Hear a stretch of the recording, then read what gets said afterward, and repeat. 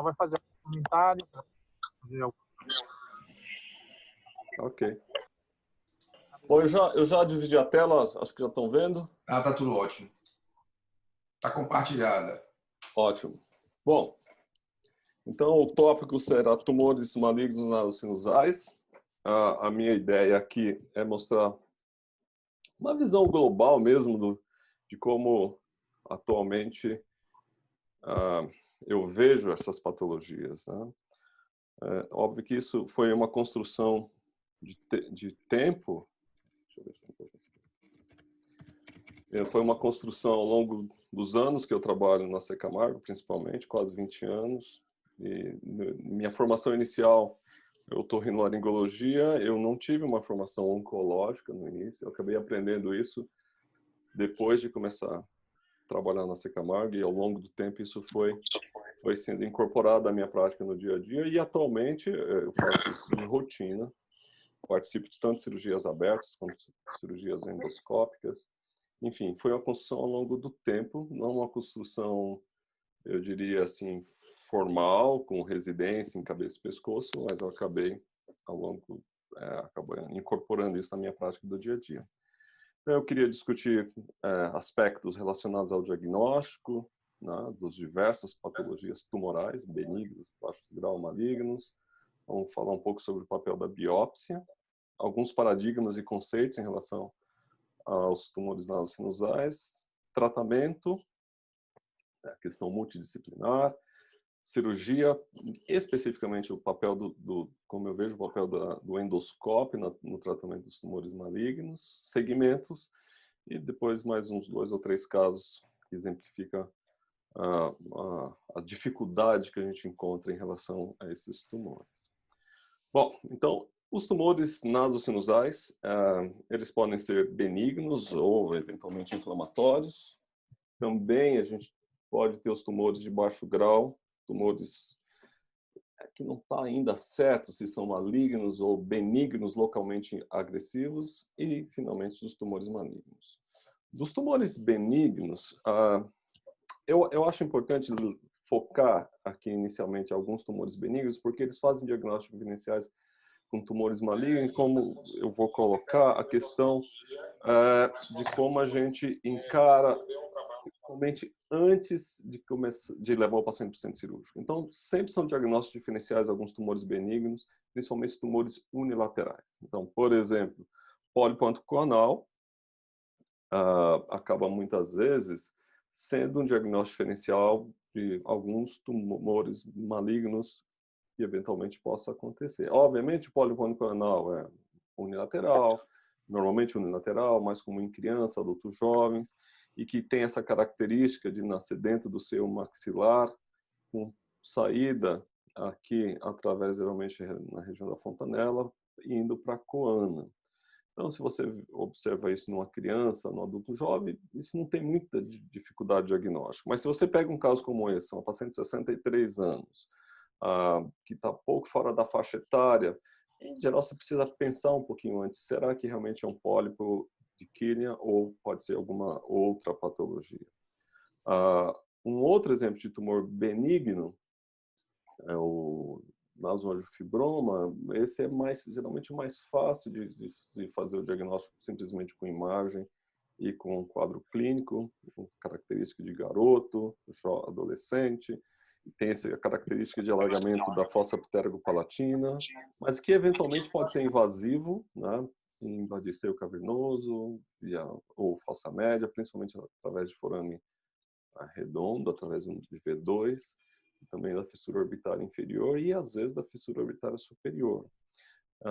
Então, apesar de ser um tumor benigno, em crianças, às vezes pode ser diagnóstico diferencial de algum sarcoma, alguma coisa desse tipo. Aqui um exemplo desse imagem que eu acabei de mostrar, um tumor grande que vocês podem ver invadia, voltar aqui, fossa infratemporal, pegava fissura orbitária inferior, a gente um tumor um pouco avançado, que foi removido através de um acesso endoscópico combinado com Caudeluc, que eu gosto bastante de fazer essa combinação, porque eu acho que isso ajuda principalmente para a fossa infratemporal. Aqui a tomografia pós-operatória, a ressecção adequada, já um paciente em acompanhamento há alguns anos de pós-operatório. A polipose nasosinusal não é, cara, necessariamente diagnóstico diferencial, em especial para otorrino, isso é claro, porque é uma doença inflamatória, bilateral, recidivante, mas às vezes eu já recebi pacientes como se fosse um tumor agressivo, alguma coisa assim, em função de múltiplas recidivas, e as pessoas às vezes têm dúvida. Esse é um exemplo, um paciente com 6 cirurgias prévias com uma grande polipose. Indo propriamente para os tumores, então, a última classificação da Organização Mundial de Saúde, de 2017, que é a mais recente, ela coloca existiam 4 patologias que estavam classificadas como tumores de baixo grau, tumores malignos de baixo grau, que seriam a fibromatose de tipo desmoide, o gromangiopericitoma sinonasal, tumor fibroso solitário e o hemangiendotelioma epitelioide. Então, na verdade, esses tumores, eles não costumam dar metástases, eles normalmente não têm metástases, mas são tumores que localmente podem ser um pouco mais agressivos e são recidivantes se a cirurgia não for adequada, não for completa. Aqui é um exemplo, é uma paciente minha de 2007, que na época o termo que se usava pelo patologista era paraganglioma nasal. Observe aqui uma lesão aqui nesses cortes coronais de tomografia e ressonância, uma lesão aqui de linha média, mas uma lesão com bordas regulares, não tem uma destruição óssea que sugere uma lesão mais agressiva, com captação de bastante contraste, que tem um T2 e aqui um T1 com contraste, e que depois da ressecção veio como um paraganglioma nasal. Atualmente, esses casos são mais classificados como gromangiopericitoma. Então, desde 2017, esse é o termo adequado. Então, aqui é um outro exemplo, é um gromangiopericitoma, que no passado seria chamado de paraganglioma. Acho que a gente vê as imagens aqui em ressonância também, uma lesão mais de linha média, mais relacionada aqui ao septo, também ao corneto médio nesse caso, e que após a ressecção mostra que é um gromangiopericitoma sinonasal. Então, é uma doença lentamente progressiva, normalmente com obstrução nasal e sem risco de metástase. Dentro disso é o que a gente também chama de hemangioma-like, né? Então são doenças geralmente vascularizadas e que basta uma ressecção adequada que o paciente fica bem. Já os tumores malignos, propriamente dito, esse tem uma incidência baixa em termos de cabeça e pescoço, menos de 3% dos tumores em cabeça e pescoço são nasosinusais, mas tem algumas curiosidades, né? Então, na região dos seios nasais e cavidade nasosinusal, de uma forma geral, é no corpo humano o local com maior diversidade de tumores por centímetro quadrado. Então, nenhum lugar no organismo, no corpo humano, a gente tem diversidade tão grande de tumor como na região nasosinusal. Classicamente, se diz que os tumores de seio maxilares são mais prevalentes, seguidos de cavidade nasal e seio etimoidal, frontal e esfenoidal raro. Aqui são 3 exemplos de SEC, um SEC de seio maxilar, um SEC de septo e um SEC de frontal. Normalmente, as revisões ou as publicações de relato de casos ou de revisão de casos falam que os carcinomas espinocelulares são os mais frequentes.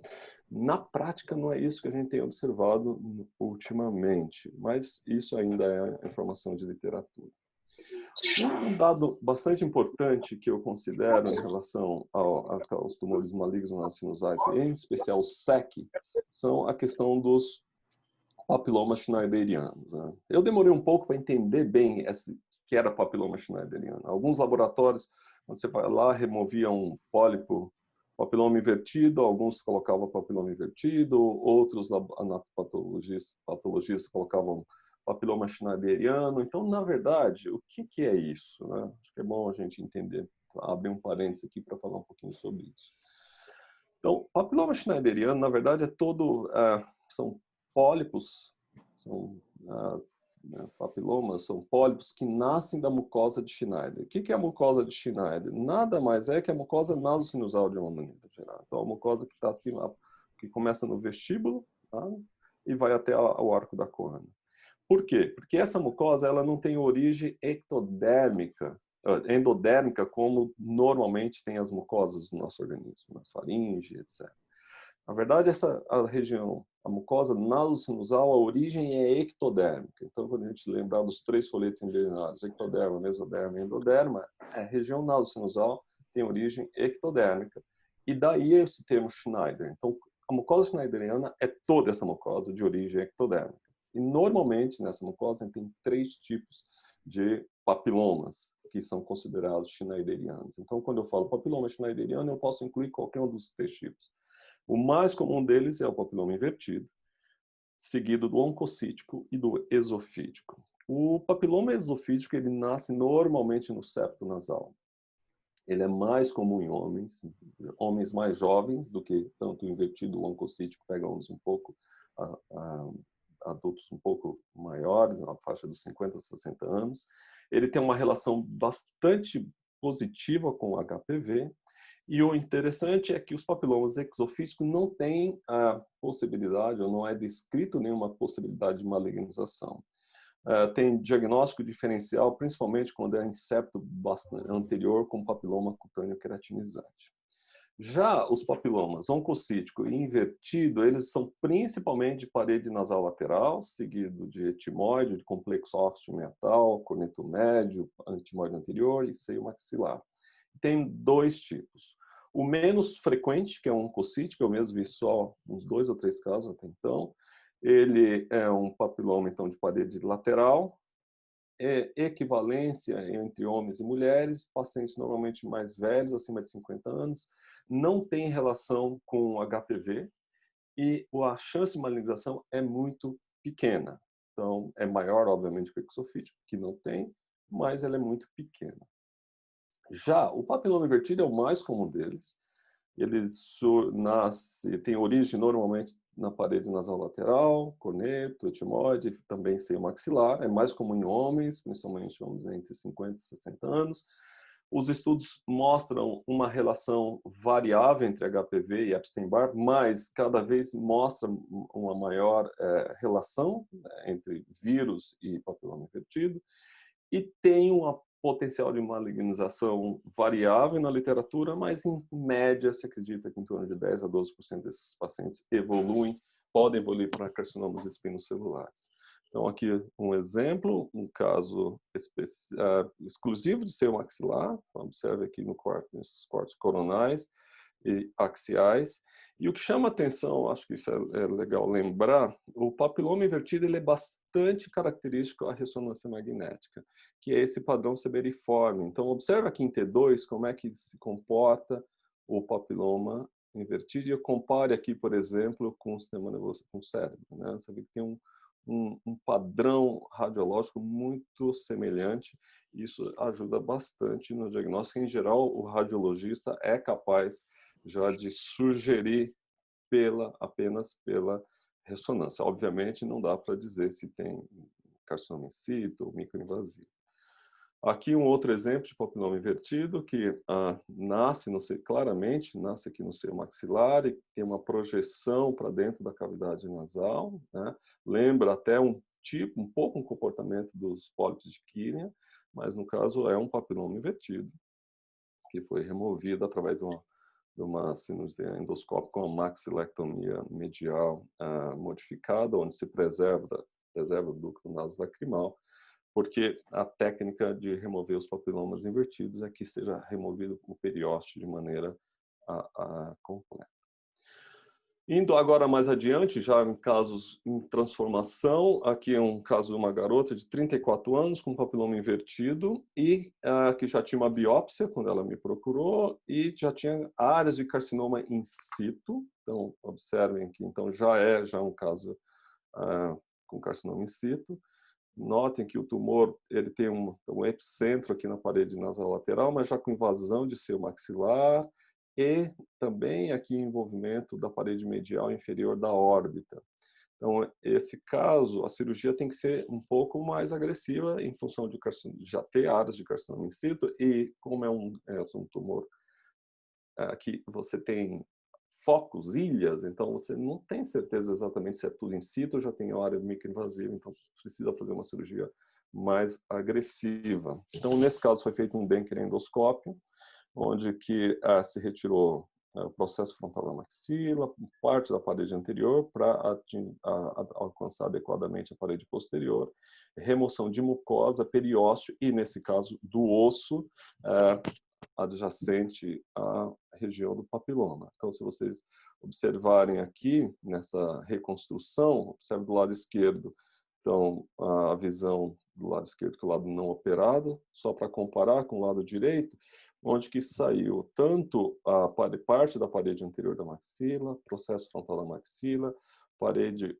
inferior da órbita e medial, aqui dá para se observar, e a região aqui também do osso lacrimal e parte do osso frontal, que eram áreas onde o tumor aderia. Então, dessa forma, foi feita uma ressecção que eu considero bastante adequada para um caso de carcinoma in situ, onde a cirurgia tem que ser um pouco mais agressiva.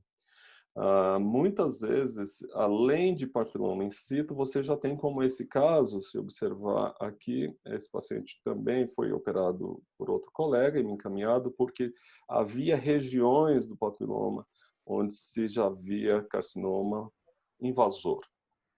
Então, eu acabei fazendo uma ampliação de imagem, mas observe, é um garoto, 17 anos apenas, então um tumor aqui que tinha origem na parede nasal lateral, mas que tocava e também implantava no septo. Você vê que tinha papilomas implantados no septo, que nessa região era só invertido, mas na região da parede lateral já tinha carcinoma invasor, e onde que foi feita então a maxilectomia, uma cirurgia já mais agressiva, em especial um paciente jovem. A gente sabe que esses pacientes têm chance de recidiva, então a primeira cirurgia precisa ser bastante agressiva. Para evitar situações como essa, outro caso também encaminhado, um paciente já com histórico de 3 cirurgias prévias para papiloma invertido, recidivo, um SEC invasivo na última ressecção, e se a gente observar ele aqui, o septo nasal, toda essa região aqui, na verdade, já era carcinoma. Então, o carcinoma que envolvia todo o septo, assoalho, parede lateral, ou seja, eu preciso aqui de uma cirurgia grande, uma maxilectomia que envolva a remoção completa de todas as regiões. Em geral, a gente fala que os carcinomas derivados de papiloma invertido, a literatura mostra, comparado com, de novo, que seriam os carcinomas que não tiveram origem em papiloma, eles têm um prognóstico, uma sobrevida geral um pouco melhor. Então, esse aqui é um trabalho de Pittsburgh que mostra, divide os carcinomas que eram provenientes de papiloma invertido, tinham sobrevida um pouco melhor do que os casos chamados de novo. Porém, quando se avaliava sobrevida livre de doença, isso não ficava tão claro. Então, parece que talvez esses carcinomas derivados de papiloma invertido são um pouco melhores. Aqui, em termos de prognóstico. Aqui um outro trabalho de 2017, uma série grande que mostra mais ou menos a mesma coisa. Então, nessa primeira coluna aqui, a gente tem a sobrevida global, doença específica e livre de doença, onde que os carcinomas espinocelulares derivados de papiloma têm, em geral, um prognóstico um pouco melhor. Mas quando esses autores subdividem em grupos, aí isso fica bem mais claro. Então, na verdade, os carcinomas derivados ex-papiloma invertido, eles são melhores quando eles são operados em estágios iniciais. Então, carcinoma in situ, carcinoma microinvasivo ou T1. Quando você compara, então, esses estágios iniciais versus entre estágios iniciais de papiloma derivado de carcinoma derivado de papiloma invertido versus, de novo, sim, aí os derivados de papiloma invertido são melhores. Mas uma vez o tumor já atingindo um estágio mais avançado, um T3, um T4, isso não faz diferença. Então, aqui fica uma mensagem que carcinoma, papiloma invertido, com carcinoma in situ, microinvasivo ou já um carcinoma T1, é muito importante que o tratamento seja de forma adequada, ressecção radical, porque isso evita que esse tumor atinge um estágio mais avançado e tem um prognóstico pior. Então, falando em termos de estadiamento, lembrar que a TNM, o American Joint Committee on Cancer de 2017, divide os nasos sinusais em 2 grandes estadios. O seio maxilar, isoladamente, né, que teria de até T4, B a mesma coisa para cavidade nasal etimoide. Então, em tese, um tumor com origem frontal esfenoide, eles não teriam uma classificação TNM adequada. Na prática, a gente acaba incluindo eles entre os cavidade nasal e seio etimoidal. Então, isso é importante porque um T1, em geral, adequadamente ressecado, não precisa nem de fazer uma radioterapia adjuvante. Então, apesar do SEC serem considerados os tumores mais prevalentes, isso tem mudado, só para aqui reforçar aquela informação que eu falei sobre diversidade de tumores em nasos sinusais. Aqui é da última, da RU, da Classification de 2017, onde que cada linha aqui é um tumor diferente para nariz. Quando eu falo nariz, quero dizer naso sinusal. Então, obviamente, o SEC, o adenocarcinoma, adenoides císticos indiferentes sejam mais comuns, a gente tem uma diversidade enorme de tumores e é difícil, às vezes, lembrar de todos. Eu já contei da próximo de 40 patologias reconhecidas como tumores malignos dos seios paranasais.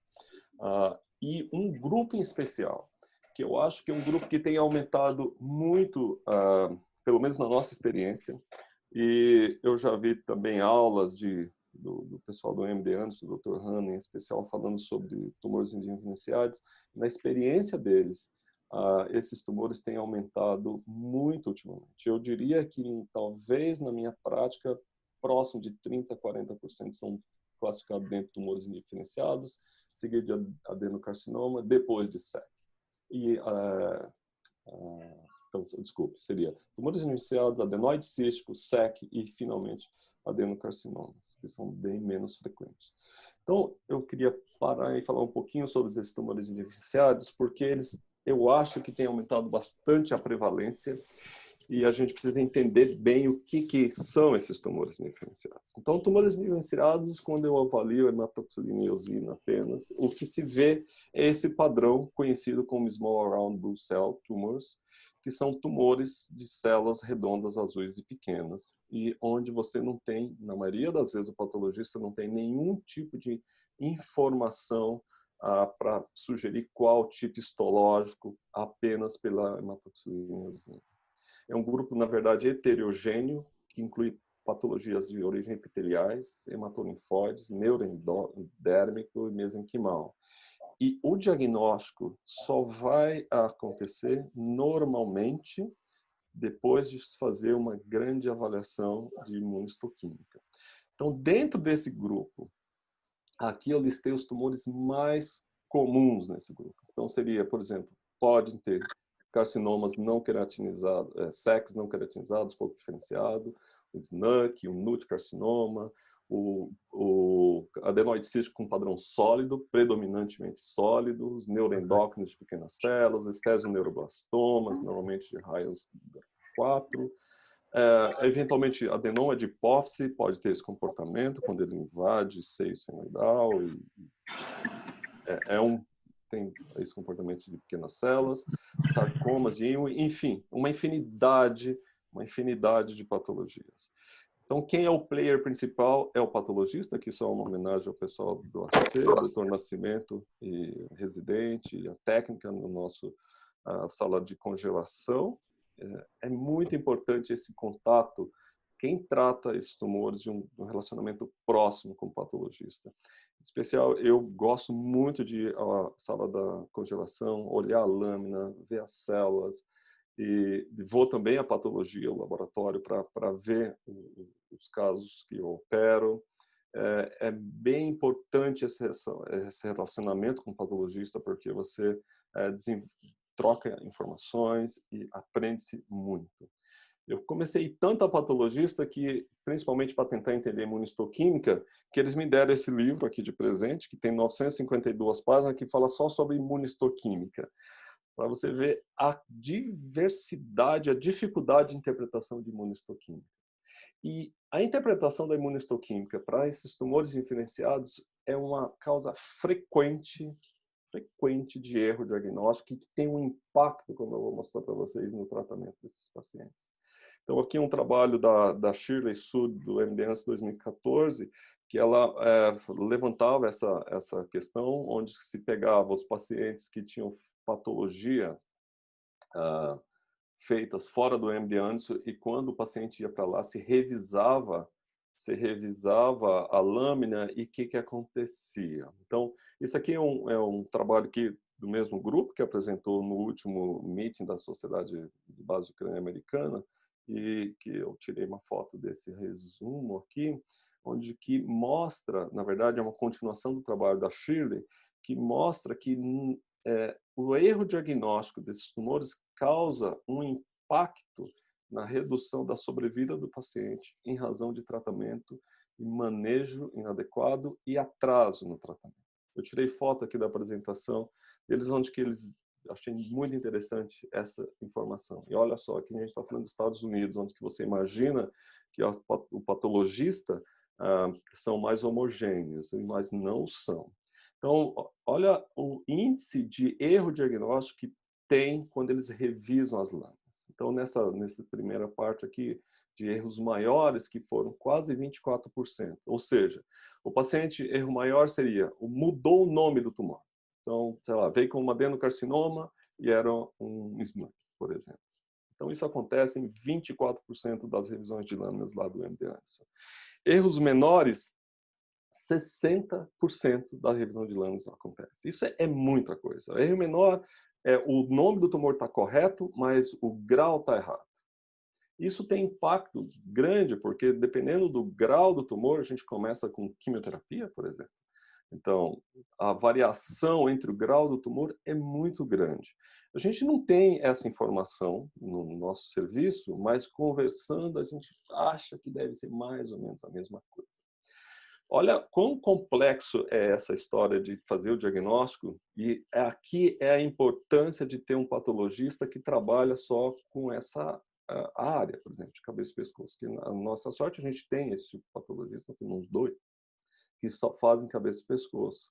Porque é muito difícil a interpretação. Observe esse garoto aqui, 18 anos, eu fiz uma biópsia no consultório, e o diagnóstico foi um sarcoma de Ewing, que é um tipo de pinete. Se vocês olharem aqui do lado, a quantidade de imunistoquímica que foi necessária para se fazer um quebra-cabeça e daí chegar ao diagnóstico.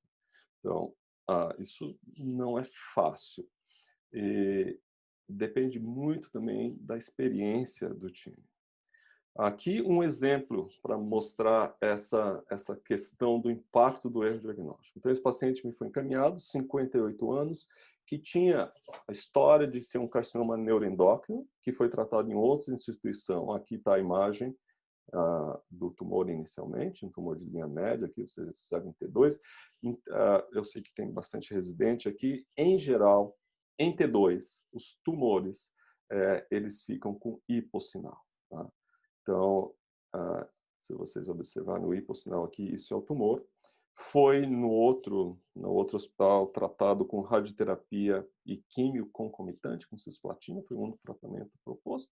Depois do tratamento, 6 meses depois, observa, o tumor, claro, continua mais ou menos a mesma coisa. E aqui está o laudo inicial, dizia que era um carcinoma neuroendócrino.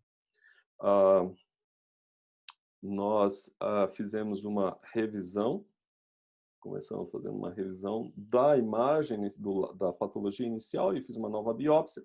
E, na verdade, o diagnóstico era um adenocarcinoma sinonasal do tipo intestinal. Lembrar que os adenocarcinomas podem ser tipo intestinal, que a gente tem 4 subtipos, com mais ou menos 5 subtipos, e o não intestinal, que é de alto e baixo grau.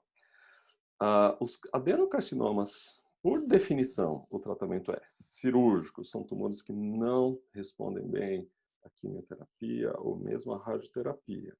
Então, o tratamento, mostrando aqui um tratamento errôneo em razão de um diagnóstico errôneo. Então, esse paciente acabou indo com uma cirurgia de resgate, Está aqui já um segmento de 2 anos, uma ressecção transcribiforme com margens livres, sem adjuvância, até porque não haveria mais espaço para adjuvância, uma vez que esse paciente já tinha feito radioterapia.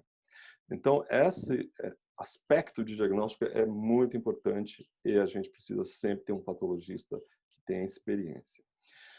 A cada dia, aumenta-se o diagnóstico de tumores nasocinusais. Então, na última classificação da RU, 4 novos tipos de tumores foram incluídos na classificação, que são o sarcoma bifenotípico, o NUT carcinoma, o carcinoma relacionado ao HPV com característica de adenoide cístico e o SMART-B1. São 4 novos tumores, então, que foram agregados. E provavelmente, principalmente quando eu avalio o grupo do SNUC, provavelmente nesse grupo deve ter ainda outros tumores que deverão ser classificados nas próximas, ser reconhecidos nas próximas classificações. Observe que a classificação agora saiu da fase histológica propriamente dita para chegar à fase molecular, imunistoquímica principalmente. Então, e o tratamento da mesma forma. Então, isso mostra, essa diversidade mostra o quão importante eu preciso de uma biópsia adequada antes de decidir qual é o melhor tratamento. Porque, obviamente, eu posso acertar, por sorte, mas a chance de você errar o tratamento não é pequena. Então, eu trouxe aqui, peguei da literatura, por exemplo, esse aqui é um guideline proposto por esse grupo aqui, em 2015, onde existiam 51 casos de lesões unilaterais. E observem, 30% dessas lesões unilaterais, na verdade, eram tumores, considerando aqui malignos e papiloma invertido, 70% inflamatório. E o que eles propunham aqui? Basicamente, então, doença unilateral, com características invasivas ou não, eles propunham ou fazer uma biópsia, eu acho ótimo fazer uma biópsia no ambulatório. Alguns casos aqui eles decidiram que devia fazer uma ressonância, e estava indo muito bem até aqui, e aqui esse grupo faz uma ressonância, aí vai para uma ressecção e faz biópsia de congelação e decide o que faz depois, como aqui está mostrado em vermelho. Faz um debulking e discute o tratamento posterior. Isso é absolutamente errado, na nossa opinião, porque você obviamente, em alguns casos você pode dar sorte, mas você perde a chance, eventualmente, de dar o melhor tratamento para o paciente. Na verdade, você causa um grande impacto em termos de tratamento. Aqui um outro exemplo, aqui já do Comitê Europeu, aquele consenso bastante conhecido, 2010, onde se propõe biópsia para todo mundo, seguido de tratamento, estadiamento e tratamento. Isso ok. Então, na verdade, o que se deve ser feito para doenças unilaterais, obviamente excluindo aqueles casos que eu mostrei inicialmente, papiloma de químio, uma zona de fibroma, que são tumores que a gente consegue definir melhor pela clínica e pela imagem.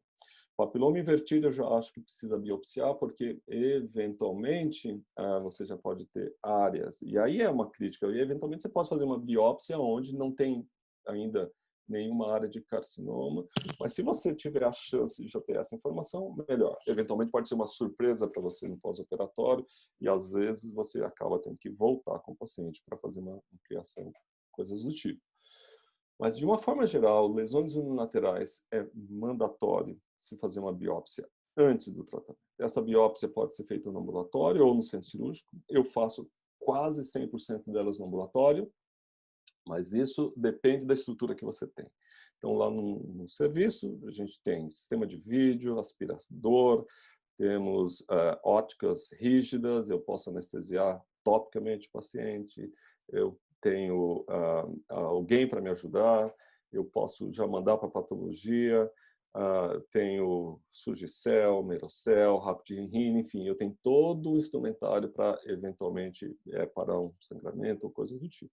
Se você não tem toda essa estrutura, se a lesão é profunda o suficiente que você não consegue fazer, leva o paciente para o centro cirúrgico, faça biópsia.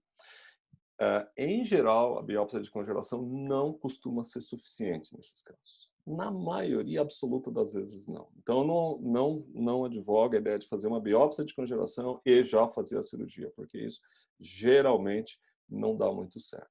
Só tomar cuidado com biópsias, nem tudo é tumor. Então, esse é um exemplo que foi me encaminhado, que na verdade era uma meningoencefalocele, vocês observem aqui no meio, e não era tumor, foi me encaminhado como se fosse possível esteroneoblastoma. Então, observe bem a imagem antes de fazer uma biópsia. Ainda em relação a lesões unilaterais, a ressonância é um exame bastante importante nessa situação, porque ela avalia com precisão não só o tumor em si, mas o que é inflamação, o que é secreção, e você consegue avaliar melhor infiltração perineural, infiltração de dura e assim por diante. E um outro detalhe, a ressonância, um bom radiologista, ele consegue te dar dicas de etiologia mesmo, papiloma invertido, linfoma, esse aqui é um caso de linfoma NKT extraduodenal, que o radiologista me informou, olha, provavelmente é um linfoma, isso a gente vê pela incidência de difusão. Melanoma também, eles conseguem ter uma ideia de que talvez seja um melanoma. Então, a ressonância eu considero bastante importante para se fazer em casos de doenças unilaterais. Falando então agora de algumas questões de paradigmas e conceito em relação ao tratamento de cânceres nanosinusais, eu queria ainda dentro desse conceito de não fazer a biópsia e levar o paciente para o centro cirúrgico. Então, vou exemplificar a dificuldade que a gente tem, às vezes, depois que já aconteceu. Então, esse aqui é um paciente de 34 anos. Na verdade, veio me encaminhado com um diagnóstico de SEC moderadamente diferenciado. Paciente de Vitória, a esposa de uma médica, e a imagem que ele me trazia era essa aqui. Ó. Então, a gente vê, não tinha ressonância, só tinha essa imagem, onde se observa um velamento seio maxilar do lado esquerdo, alguma coisa aqui no meato médio, e o colega otorrino me ligou e falou, olha, esse paciente, ele tinha sinusite, eu tratei sinusite, não melhorou, tal, eu fiz uma naso, tinha ali uma degeneração de meato médio, parecia que tinha um pequeno pólipo, e, na verdade, não, tinha um pólipo em meato médio, eu levei para o centro cirúrgico, fiz a polipectomia, antrostomia maxilar, e nem ia mandar para patologia, mas eu resolvi mandar, tanto é que foi um caso interessante, que ele mandou e nem checou o laudo. Alguns meses depois, a família que foi atrás, e aí, surpresa, carcinoma. Bom, e aí olha só, onde que é o carcinoma? Era um carcinoma de etimoide ou era um carcinoma de maxilar? Se for um carcinoma de maxilar, dá para ver aqui, ó, na porção que tem um abaulamentozinho aqui. Se for um carcinoma de maxilar, a cirurgia é uma coisa. Se for um carcinoma de etimoide, a cirurgia é outra coisa. E nesse momento, o paciente não tinha nada, nasofibro completamente normal. Corneto médio normal, seio maxilar normal. Então, olha como é que eu vou manejar esse paciente de agora em diante. Então, no caso, eu optei por levar o paciente para o centro cirúrgico e fazer biópsias de tudo para tentar ver se eu identificava a origem do tumor ou a áreas. E foi o que eu fiz. Eu acabei identificando o tumor na parede, mas só um carcinoma in situ, na verdade, aqui na parede posterior do seio maxilar. Como era só um carcinoma in situ e todas as outras regiões eram negativas, eu optei por fazer uma maxilectomia estendida. Então, eu interpretei como se fosse provavelmente um tumor de origem de seio maxilar na transição ali para o complexo ósseo-meatal. Fiz uma maxilectomia de Denker com ressecção, então, de toda a parede medial e ressecção do seio maxilar, mas sem necessidade de fazer a ressecção do palato, que é o que a gente faria normalmente com tumor de seio maxilar, onde que acomete ali o assoalho. Então, eu removi a parede óssea através de um acesso endoscópico do assoalho, da parede posterior, principalmente, removi expondo aqui a fossa pterygo-palatina, e a gente mandou isso para P, e na verdade não tinha nenhuma infiltração óssea. Porém, em razão de ser um paciente jovem e ser inadequadamente o manejo inicial, a gente acabou fazendo uma adjuvância com radioterapia. E veja bem, eu tenho plena certeza que esse paciente teve um overtreatment. Então, foi uma ressecção ampla com radioterapia, que talvez tenha sido um excesso, mas isso é para exemplificar a dificuldade que a gente tem nesses casos já previamente manuseados. Esse é um trabalho famoso lá do grupo do MD que mostra a sobrevida desses pacientes de seios paranasais, lá da instituição. Esse aqui é um trabalho já um pouco mais antigo, onde que eles dividem em 3 grupos: tratamentos iniciais, tratamento de recorrente, então o tumor foi adequadamente tratado, recidivou, e casos como esse, onde que você tem uma história de um debooking, né? Em geral é isso, é o que eu vejo todo dia. O paciente, olha, eu vou tirar o máximo possível, e isso, em geral, atrapalha mais do que ajuda. Então, seriam pacientes com doença persistente. Observem que a sobrevida é significativamente pior nesses pacientes como esse que eu acabei de mostrar.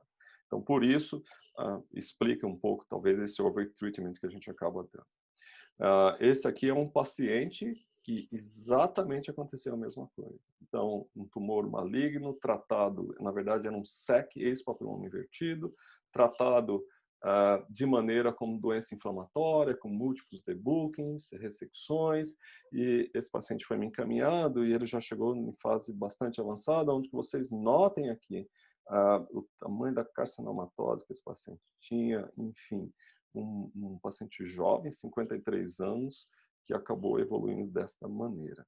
Então, é muito importante entender esse conceito que tumor deve se tratar diferente de doença inflamatória. A questão da margem, eu vou falar um pouco mais, mas ela é bastante importante.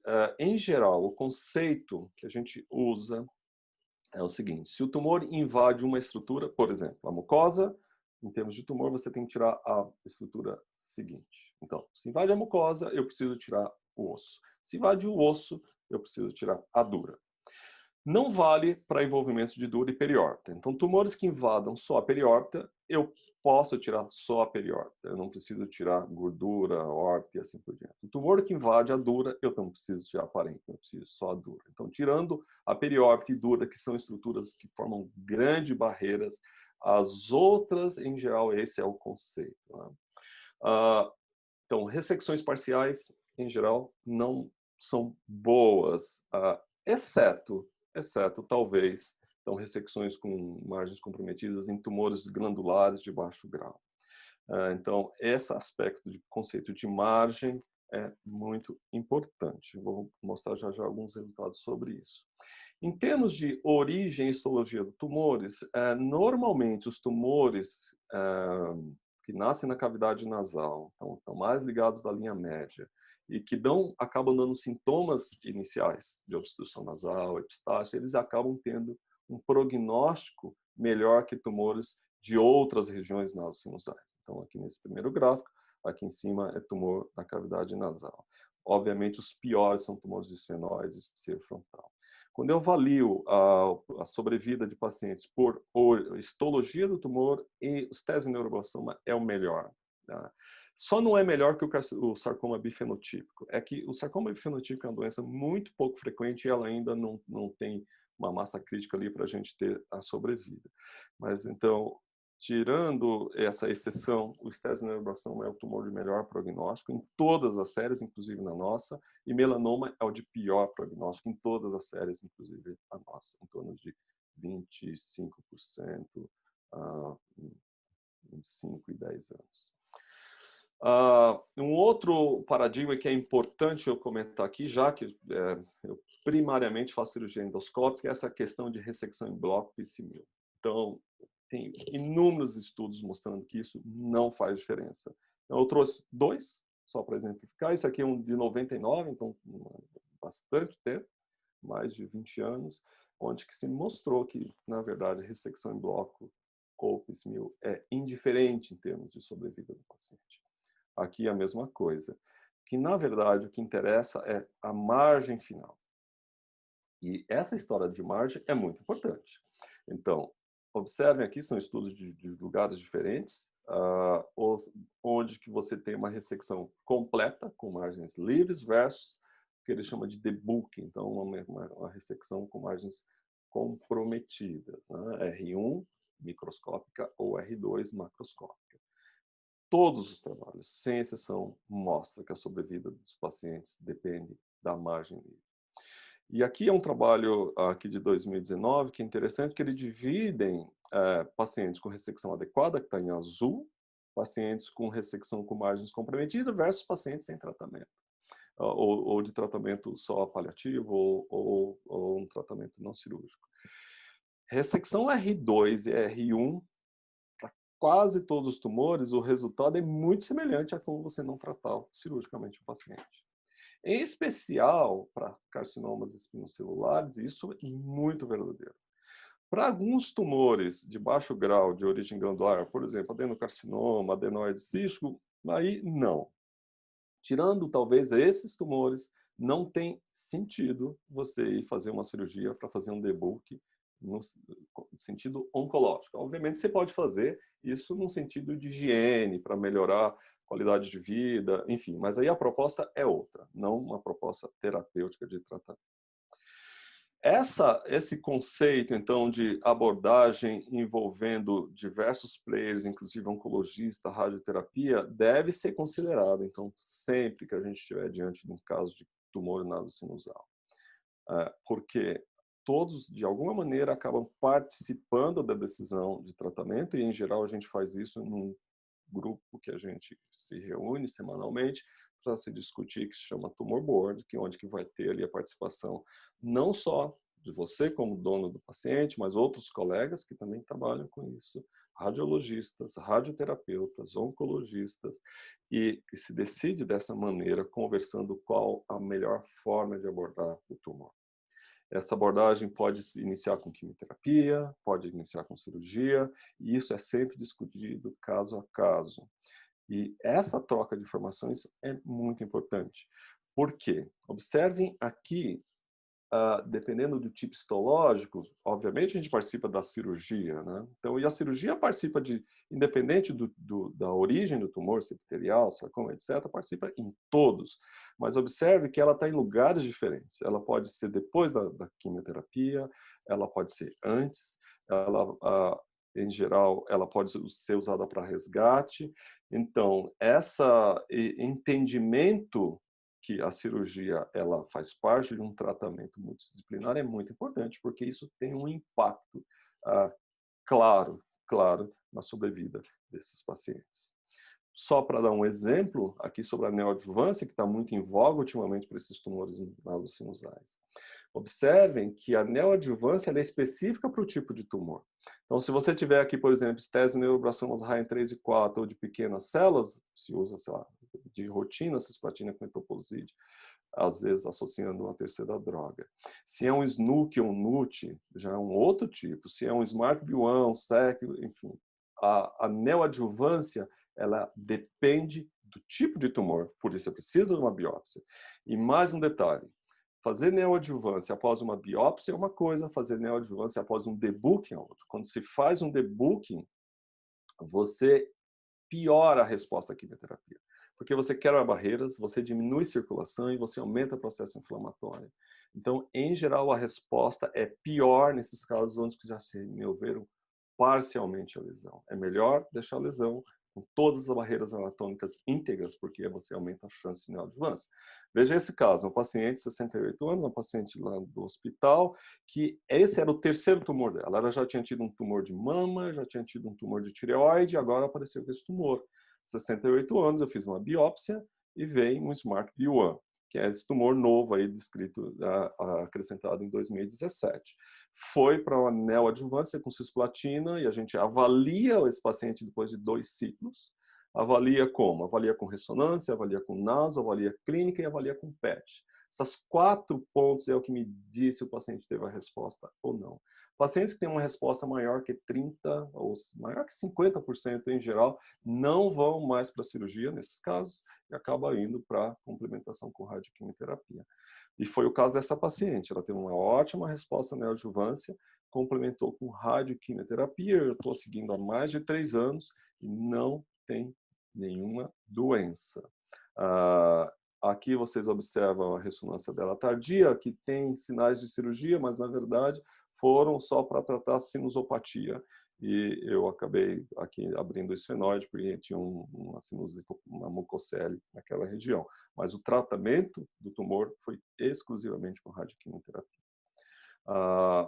Nem sempre é bom como esse. Esse é um outro caso, um paciente meu com um carcinoma de seio frontal, que já tinha uma invasão de dura mater, já tinha uma invasão orbitária, paciente jovem, 44 anos, era moderadamente diferenciado.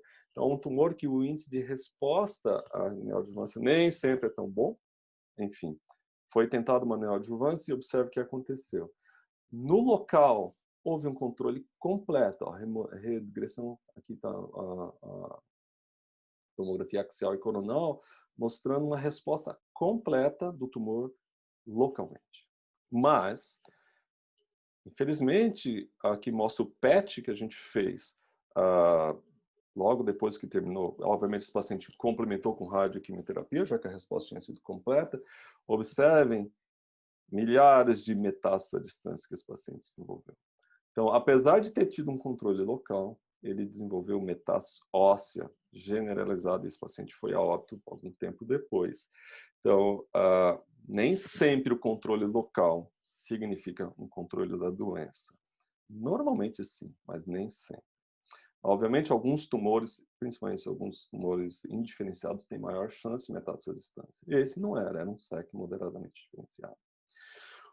Aqui um outro exemplo, esse é o primeiro caso que eu tenho de um carcinoma relacionado a HPV com caráter adenoide cístico. Então, esse é a imagem inicial. Observem a lesão aqui na fossa nasal, mas essa lesão atinge a base do crânio. Tinha uma dúvida aqui se tinha ou não envolvimento dura, parecia que não, que era só óssea.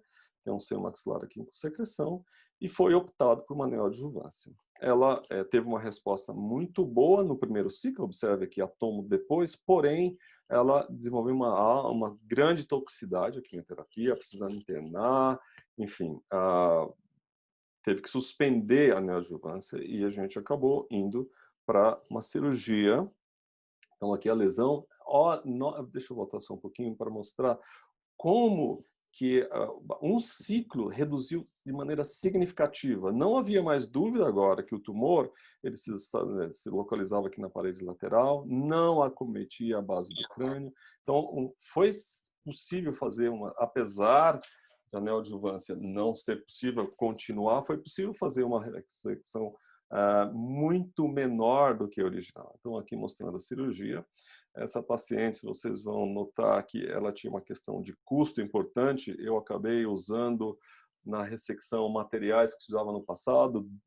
Em vez de drill, usei formão e martelo, porque é uma paciente que não tinha convênio, então a gente tentou economizar o máximo possível. Aqui cortando o ducto nasolacrimal, aqui a maxilectomia média, começamos com a maxilectomia média, aqui assoalho do seio, do lado esquerdo. Ao invés de drill, usei Kerrison e formão para ressecar o processo frontal da maxila, o osso nasal, onde que o tumor é próprio do nariz, onde que o tumor tinha infiltração. Aqui a base do crânio, ali está o frontal. Aqui, tirando o resíduo de tecido de partes moles, aqui na região da válvula nasal. Septo, aqui do outro lado, ficou uma perfuração alta aqui no septo.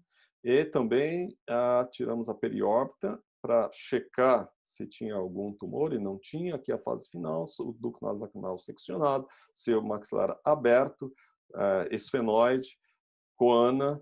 E agora essa paciente vai para radioterapia adjuvante. Então, apesar da neoadjuvância não ter problemas em relação à toxicidade, isso permitiu que eu fizesse uma cirurgia menor. E isso, começando aqui de trás, desse último slide, mostra que isso acontece em metade dos pacientes. Então, pacientes que têm tumores, que infiltram, todos esses 3 trabalhos são da UMD Anderson, e essa é a ideia. Então, pacientes que, eventualmente, a doença é ressecável, mas isso implica numa deformidade grande, por exemplo, ressecção de órbita, ressecção de palato, ressecção de osso nasal, ressecção de base de crânio, e dependendo do tipo histológico, se opta por fazer uma neoadjuvância com o sentido de tentar preservar as estruturas, ter uma resposta. E isso acontece, por exemplo, no caso de SEC, em 2 de cada 3 pacientes. 2/3 dos pacientes têm uma resposta adequada à neoadjuvância, mesmo sendo SEC, que pode ser complementados com radioterapia, com químio, ou eventualmente para uma cirurgia de menor intensidade. Isso é maior quando eu começo a avaliar tumores indiferenciados, como o SNUC, por exemplo, onde a resposta é em torno de 80%.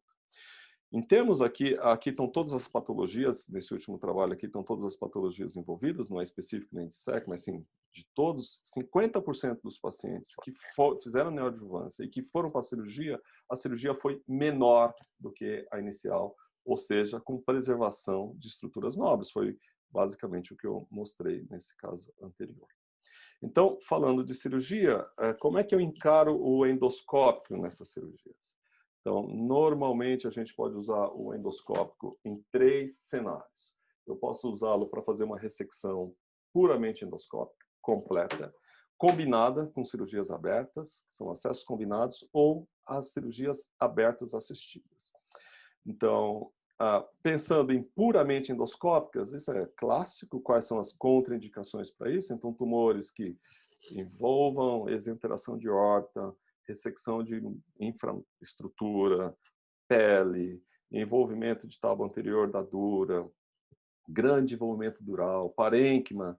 Esses são tumores que normalmente não se indicam cirurgias puramente endoscópicas. Nas cirurgias puramente endoscópicas, algumas habilidades são necessárias, né? Então, aqui tem uma curva de aprendizado para você começar a fazer ressecção de tumores, né? Em geral, você precisa saber fazer uma maxilectomia média, um acesso transcribiforme, trabalhar órbita, pelo menos parede medial inferior, saber fechar fístula e conhecer a fossa infratemporal. Eu coloquei aqui uma foto do Walter Messer-Klinger, austríaco, que foi um dos pioneiros da cirurgia nasosinusal inflamatória, que eu imagino que naquela época, nos anos 70, no início dos anos 70, ele não provavelmente pensava onde que essa técnica ia chegar atualmente com essas habilidades necessárias que eu acabei de mostrar. Então, aqui um exemplo de um paciente com carcinoma adenoide cístico. Deixa eu parar aqui um pouco essa imagem para vocês verem. Olha só, tenho dificuldade. Okay. Aqui. Então, adenoide cístico que nasce aqui nessa região mais posterior da fossa nasal, envolve seio esfenoidal, já tem uma invasão aqui na fossa média. Então, adenoide cístico padrão cribriforme, eu tenho 100% de certeza que nenhuma técnica cirúrgica crâniofacial, nesse caso aqui, clássica, seria capaz de fazer uma remoção completa desse tumor. Porém, como é um adenoide cístico de baixo grau, que é o padrão cribriforme, a gente sabe que para esses pacientes, ressecção R1 ou R0 tem o mesmo resultado. Na verdade, é porque provavelmente não exista R0. Todas essas ressecções têm margem comprometida e a gente sabe que esse paciente vai morrer dessa doença. Porém, em termos de controle local, eu consigo, às vezes, fazendo uma cirurgia por ressecção R1, de cara eu já sei que vai ser isso, que eu associo radioquimioterapia com cisplatina e eu consigo ter um controle local bastante adequado. Então, foi o que foi feito. Então, aqui a fossa nasal direita. Então, observa que o septo, o tumor já está implantado aqui no septo posterior. Tem tumor aqui na porção superior e posterior aqui da rinofaringe, tuba do lado direito. Aqui no assoalho, note que também está infiltrado aqui. Do outro lado, a mesma coisa. Então, observe aqui o septo e com o tumor. Então, inicialmente, a gente começa fazendo uma etimoidectomia completa, bilateral, abertura do maxilar, aqui dentro do esfenoide. Então, tanto do lado direito quanto do lado esquerdo, tem que tirar todo o etimoide, abrir bem o maxilar, fazer uma maxilectomia medial. A gente vai mostrar aqui do lado esquerdo, fazendo a maxilectomia medial, ampliando aqui do lado direito.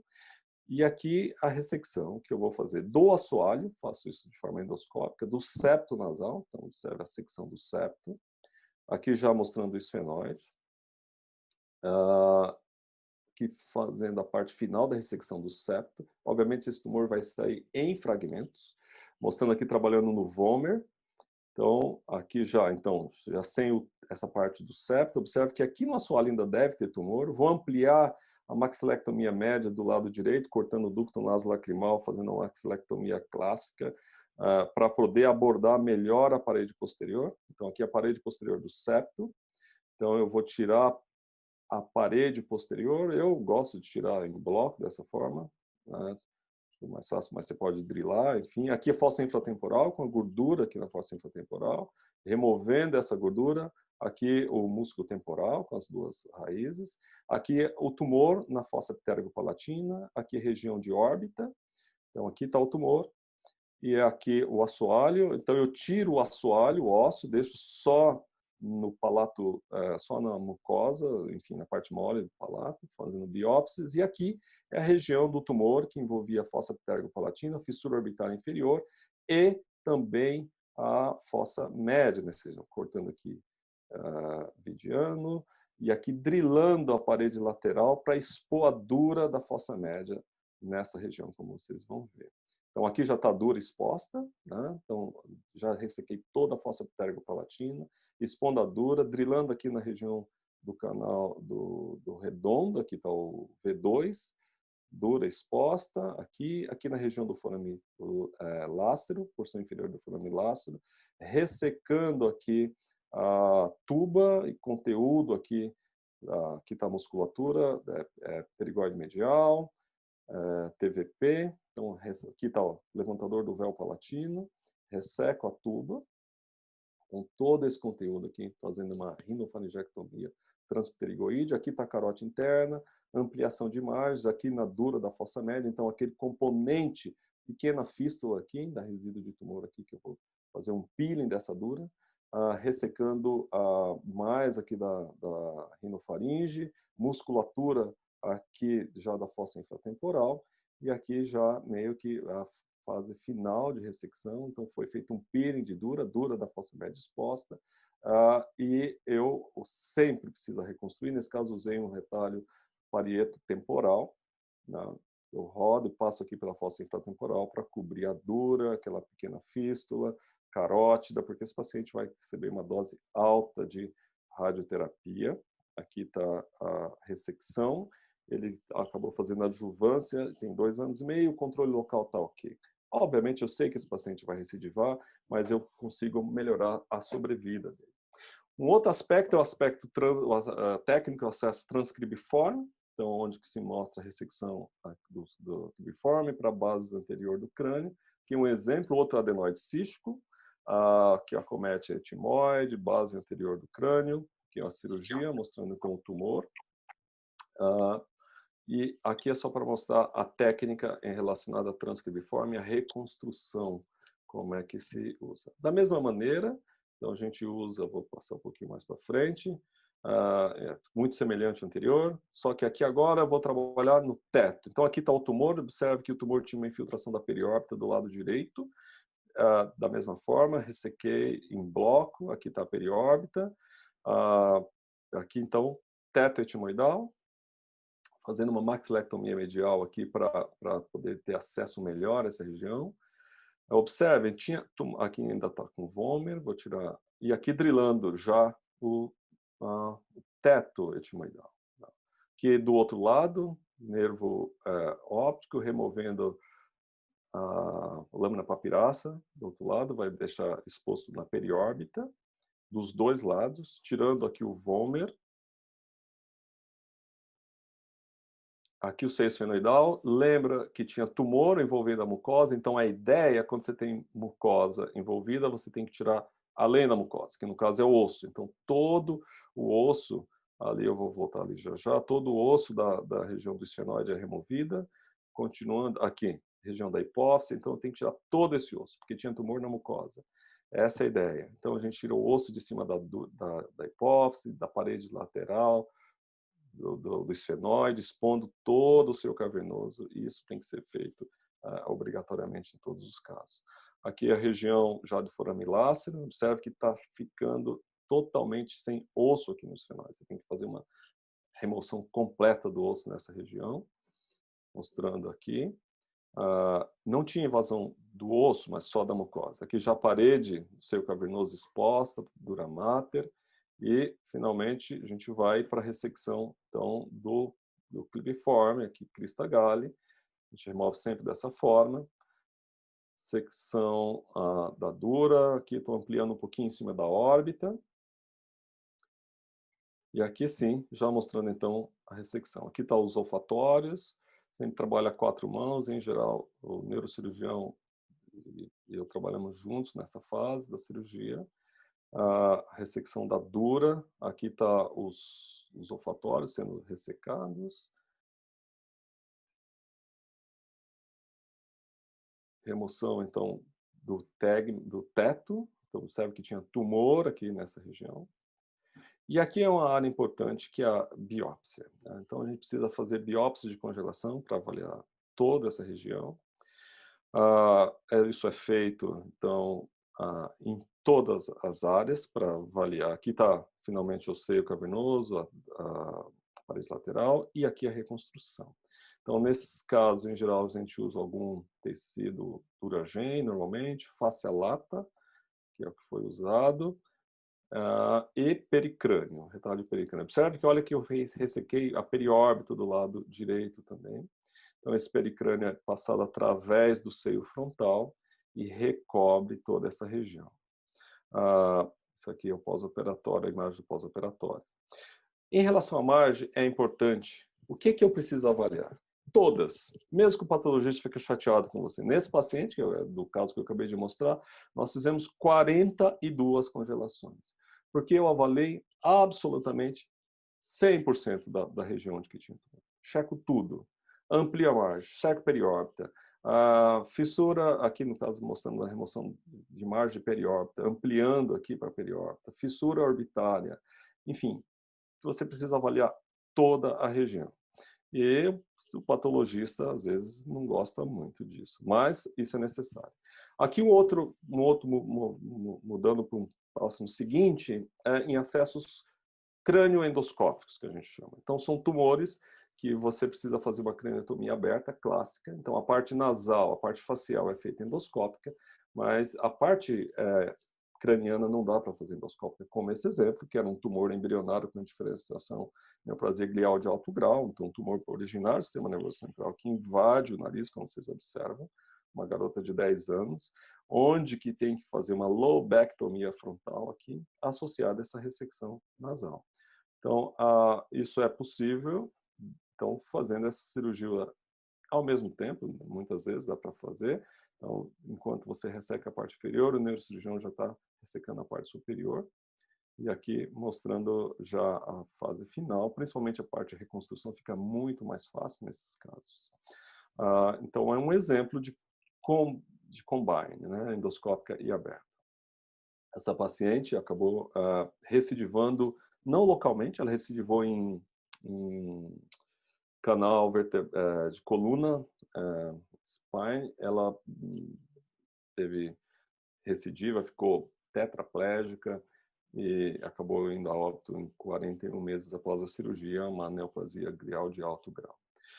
Finalmente, os acessos assistidos. Isso é uma coisa que eu gosto muito, que seriam cirurgias abertas, normalmente. Então, cirurgias que não têm a proposta do endoscópico no sentido de ressecção, mas o endoscópico no sentido de auxílio à visualização. Então, esse é um exemplo. Um paciente que foi feita uma inframeso com exanteração e a gente usa o endoscópico para chegar para aqui a imagem do paciente. Obviamente, isso aqui é uma cirurgia, não se propõe cirurgia aberta nisso, endoscópica nisso, mas você usa o endoscópio para, depois depois da ressecção, aqui terminou a ressecção, agora eu vou pegar o endoscópio e vou fazer a inspeção, ampliar margens, olhar cantos, olhar a profundidade, em especial procurar nervos onde que eu acho que o tumor pode infiltrar. Então, essa é o que a gente chama de cirurgias abertas assistidas. Então, aqui é V3, então eu amplio a região de V3, aqui na fissura orbitária, onde que foi já feita a exanteração, a V2, V3 de novo, e eu procuro aqui avaliar a margem. Aqui no esfenoide, aqui no recesso carótido óptico lateral, você vê que foi removida a órbita desse lado, mas eu achei aqui, acabei encontrando tumor aqui. Então, uma coisa que a gente achou que tivesse livre as margens, na verdade, as margens não estavam livres. Tinha tumores nessa região, aqui mostrando o óptico dentro aqui da ressecção. Também posso trabalhar no frontal, como aqui mostrando, ampliar essa ressecção, aqui mostrando que eu tenho dificuldade de fazer isso com cirurgia aberta, então aqui o frontal. Então, eu amplio a ressecção aqui na base. Enfim, eu uso o endoscópio para melhorar meu controle clínico. Não adianta só operar todos os pacientes, eu opero, eu preciso fazer o segmento. E, na verdade, eu acho que nos casos de tumores malignos nas sinusais, a pessoa que melhor deve fazer é quem opera, não o oncologista, não o radioterapeuta. Óbvio que eles fazem paralelamente. Mas o paciente tem que ser avaliado por você, que é o cirurgião. Esse segmento varia um pouco dependendo da patologia, dependendo se o risco de metástase ou não, mas é muito importante que você avalie porque você precisa fazer, faz parte do segmento endoscopia nasal. Então aqui é meio que um padrão, nos primeiros 2 anos a gente avalia de 3 em 3 meses. Depois do 3º ao 5º ano, de 6 em 6 meses, e a partir dos 5 anos, anualmente. E o que eu checo? Eu checo, faço endoscopia todas as vezes, ressonância todas as vezes, em alguns casos eu preciso fazer PET. Esse é um exemplo, paciente com 4 anos e meio de um neuroendócrino, que eu, no ambulatório, fiz endoscopia, tinha uma pequena coisa aqui, que na verdade era só um tecido de granulação, mas isso é importante, esse segmento, e você precisa aprender a manusear isso. Então, exemplos aqui de exames, esse é um paciente que era o tumor primário, na verdade é uma recidiva. Essa recidiva, então, o PET serve para controle de recidiva local, mas serve também para a distância. Então, observe aqui um outro paciente que tem uma metástase aqui na dura, né, que capta PET.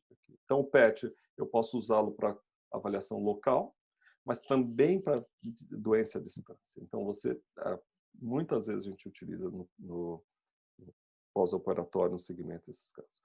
Só para terminar, eu queria mostrar rapidamente 3 casos dessas novas patologias que entraram em 2017. Então, o primeiro dele é o SNOOC. Então, esse é um exemplo. É um paciente que, 47 anos, um sintoma era cefaleia. Observe o tamanho da invasão intracraniana. Observe o tamanho do edema peritumoral. Em geral, quando eu vi esse caso, eu imaginei que não fosse SNOOC, eu imaginei que fosse estésioneuroblastoma, porque é comum estésioneuroblastoma com componente cístico na parte craniana, mas era um SNOOC. Essa paciente era um SNOOC independente do tamanho do SNOOC. Pode ser pequenininho que for, pode ser grande como esse, a gente sempre começa com neoadjuvância. SNOOC responde em 80% dos casos e vão para rádio e quimioterapia. Aliás, tem um trabalho mostrando pacientes, os responders, os SNOOCs responderam, que complementa com radioquímio versus complementa com cirurgia. Os que vão para radioquímio têm sobrevida melhor do que os que complementam com cirurgia associada à radioterapia. Porém, essa paciente, após 3 ciclos, o que aconteceu? Observe aqui a tomografia que foi feita de urgência, ela piorou a cefaleia, rebaixamento neurológico e o que a gente achou que, na verdade, que fosse o tumor tivesse progredido, alguma coisa desse tipo, mostrando aqui desvio de linha média, então evoluiu com hipertensão intracraniana, precisou fazer uma craniotomia de urgência com descompressão e ressecção do componente tumoral da fase intracraniana, feita pelo neurocirurgião. Esse caso não é um caso que eu acompanhei, mas não é um caso do AC Camargo, é de uma outra instituição. E o neurocirurgião fez um excelente trabalho, tirou o paciente da urgência e ressecou de maneira bastante adequada o componente intracraniano, porém ficou a parte nasal aqui, como vocês podem ver aqui no etimoide. Bom, e ele usou o pericrânio. E aí, eu vou mostrar esse caso, porque às vezes a gente tem dificuldade de reconstruir. Já a fase final, a gente fez essa cirurgia, então aqui órbita de um lado, órbita do outro, e tivemos que ressecar fazer um acesso transcribiforme de novo. E, obviamente, tivemos que tirar parte do pericrânio que estava sendo usado, porque estava provavelmente infiltrado por tumor, aqui mostrando tirando o olfatório do lado esquerdo.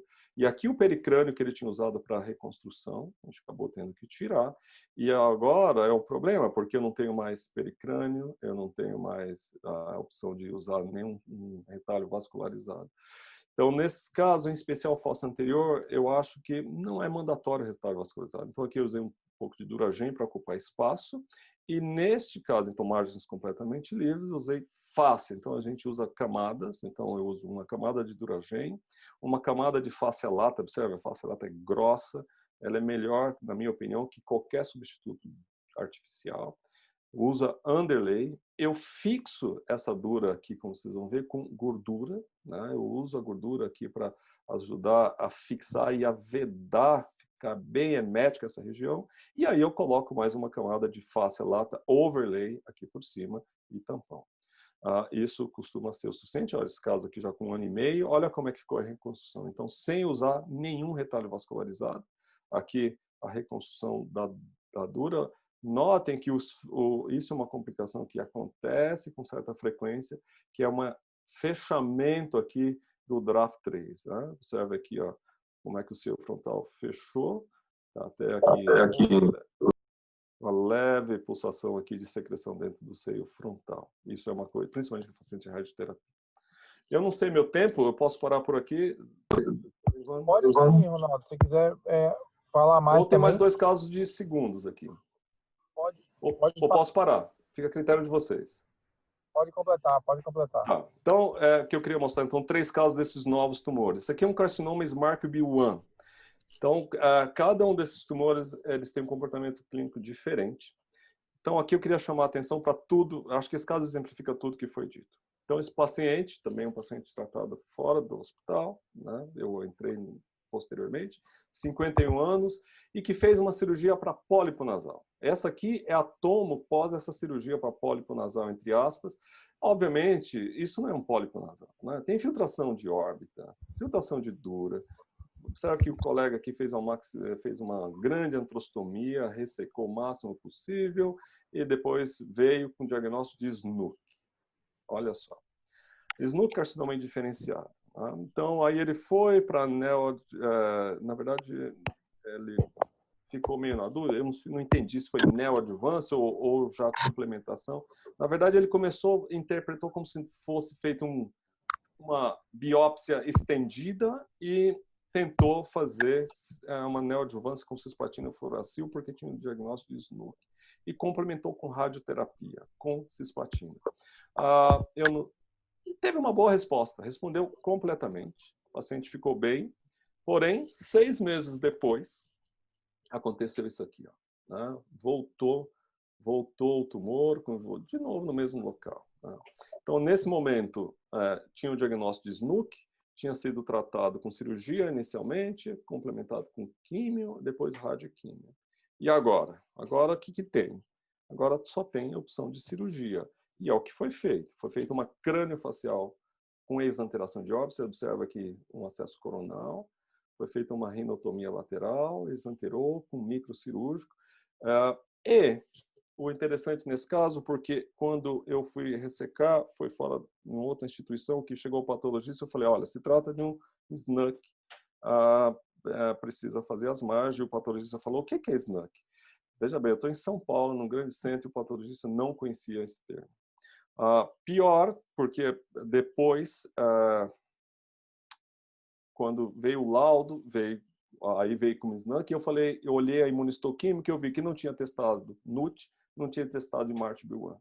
E eu liguei para o patologista e falei, por favor, você pode fazer um teste para ver se não é SMART-B1 ou se é um NUT? E ele também não conhecia o que era isso. E eu estou falando de São Paulo, grande centro. Obviamente, ele foi checar e, na verdade, não era um SNUC, era um SMART-B1. É um tumor muito mais agressivo que o SNUC. Como eu mostrei anteriormente, a neoadjuvância é feita de maneira diferente. O que aconteceu com esse paciente depois dessa grande cirurgia? 4 meses depois, essa é a ressonância dele. Isso aqui foi 2 dias antes dele ir a óbito. 4 meses após a cirurgia. Já tinha essa enorme recidiva, com impressão intracraniana, Então, mostrando, obviamente, pode ser que a evolução fosse a mesma coisa, mas eu não tenho certeza disso, uma vez que esse paciente foi inadequadamente tratado desde o início. E para mostrar o último, mostrando o menos pior para o pior, então o SNUC é um pouco melhor, o Smart Bone é um pouco pior, e finalmente o nudecarcinoma, que é talvez o pior tumor que a gente tem desses indiferenciados. A sobrevida desses pacientes, em média, é menos que 2 anos. Então, essa é uma garota de 37 anos, um tumor relativamente pequeno, começou com obstrução nasal epistática. Então, tumor de linha média, já infiltrando aqui dura máter, a base do crânio. Se eu observar aqui em T2, você vê que o tumor, aqui tem obviamente componente inflamatório, mas já tem um tumor infiltrando o seio esfenoidal. Essa paciente também não foi tratada inicialmente lá, foi feita uma sinusectomia com a história do debooking, que eu já cansei de falar, e feito cisplatina com etoposide, só que a lesão não respondeu, o que é o habitual mesmo. Então, por isso, em NUT, em geral, a gente usa 3 drogas e não 2 drogas. O paciente veio, a gente revisou lâmina e era um NUT carcinoma. Ela foi por uma craniofacial aberta, por razões de não estar na época no hospital, estava viajando, fez uma craniofacial aberta, com aparentemente foi feito um degloving mais uma craniotomia. Foi dito que a cirurgia foi completa, mas não observem aqui no esfenoide. Eu tenho um pouco de desconfiança em relação a isso, porque o esfenoide está bem íntegro aqui, né? Aqui, inclusive, parte do etmóide posterior. E esse paciente, se a gente olhasse na ressonância, tinha tumor nessa região na mucosa. Então, a minha impressão é que talvez essa cirurgia, apesar de estar descrito como ressecção completa, talvez não tenha sido tão completa assim. O fato é que 1 mês e meio depois, observe o que já aconteceu. Olha a recidiva. E agora, pior, a recidiva não só no local, mas onde foi aberto, havia implantação tumoral. Então, havia implantação tumoral na dura, na reconstrução, subcutânea aqui, ó, do lado, aqui, não sei se estão vendo, onde que era a incisão bicoronal, mostrando a agressividade desse tumor. Tá? Então, esses nudecarcinomas, felizmente, eles são pouco frequentes. Ela acabou evoluindo, então, aqui para uma terapia paliativa, a ideia era fazer isso, com carboplatina, com plaquetratel semanal, com radioterapia, e, surpreendentemente, essa aqui é a ressonância antes de começar a radioterapia, ela teve uma boa redução com carboplatina e Taxol, né? Mostrando aqui agora, depois da radioterapia, a lesão reduziu bastante. Essa é a paciente que eu estava comentando com o Zé antes, que a gente ia fazer hoje uma inspeção aqui, limpar essa sinusopatia, fazer biópsias, eventualmente ela pode ter até, de certa forma, respondido, enfim, esse tratamento aqui de segunda linha. Então, para finalizar, eu queria pontuar o que eu considero importante. Pólipos unilaterais devem ser sempre considerados suspeitos. Ressonância e biópsia pré-operatória são mandatórias na quase absoluta maioria dos casos. Tumores malignos devem ser abordados e tratados diferentemente de tumores benignos ou doenças inflamatórias. Então, o conceito de margem, o conceito de ressecção, não precisa ser ressecção em bloco, pode ser em piecemeal, mas as margens têm que ser livres. A questão do anátomo patológico, como vocês viram, a dificuldade em função da diversidade de patologias, de entidades novas, de etiologias novas que surgem cada vez, em geral, se você não tiver um patologista com grande especialização em cabeça e pescoço, isso acaba muitas vezes dificultando e causando uma repercussão na sobrevida do paciente. O tratamento, em geral, é multidisciplinar. É importante essa discussão caso a caso. A questão das margens nas cirurgias endoscópicas, na verdade, nas cirurgias abertas também, é importante se fazer margem de toda a região. Você precisa mapear toda a região, porque isso tem um impacto, como eu já mostrei, na questão da sobrevida. Obviamente, você opera a maneira que você tem mais experiência. Se você tem uma grande experiência em cirurgia endoscópica, você pode usar a cirurgia endoscópica isolada, combinando ou eventualmente assistida. E é importante também fazer o segmento adequado desses pacientes. Aqui é uma foto do hospital. A gente sempre foi aberto para receber colegas como observers, mas atualmente isso não está sendo possível. mesmo antes da pandemia, o hospital estava restringindo um pouco, porque sempre estava tendo muitos estagiários, muitos observers, então tem uma fila atualmente para se conseguir entrar e poder assistir às cirurgias. Mas, enfim, depois da pandemia, eu acho que isso deve voltar um pouco mais ao normal, e caso alguém tenha interesse, a gente está sempre à disposição. Ok. Muito obrigado. Eu agradeço muito sua apresentação. Sei que você, para dar aula, é porque você prestigia muito a gente mesmo. E eu queria agora convidar o Dr. André Leonardo, não sei se ele está ouvindo a gente, e a doutora Lise, para fazer alguns comentários, algumas perguntas. Estou ouvindo sim, Zé. André, André Leonardo, ele é um cabeça e pescoço, trabalha com informação no INCA, não foi, André? Exato. Ok. Eu tenho amigos no INCA, o Dias. O Dias, a gente tem bastante contato.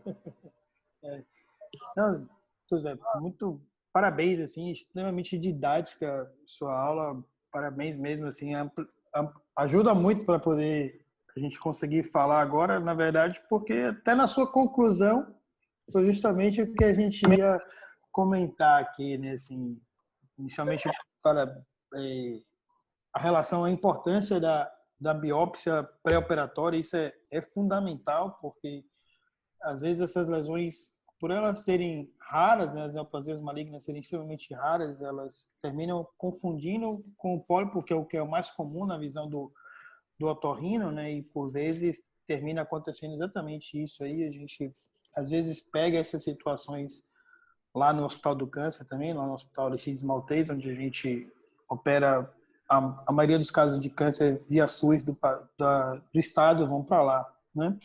Então, acho que é muito importante essa consideração em relação à anatomia, a biópsia e, obviamente, a anatomia patológica na sequência, né?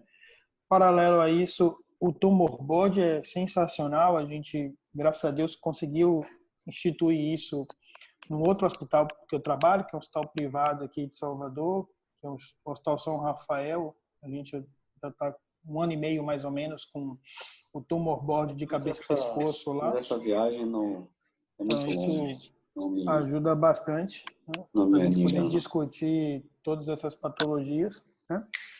E o outro dado importante é justamente essa questão para a gente poder fazer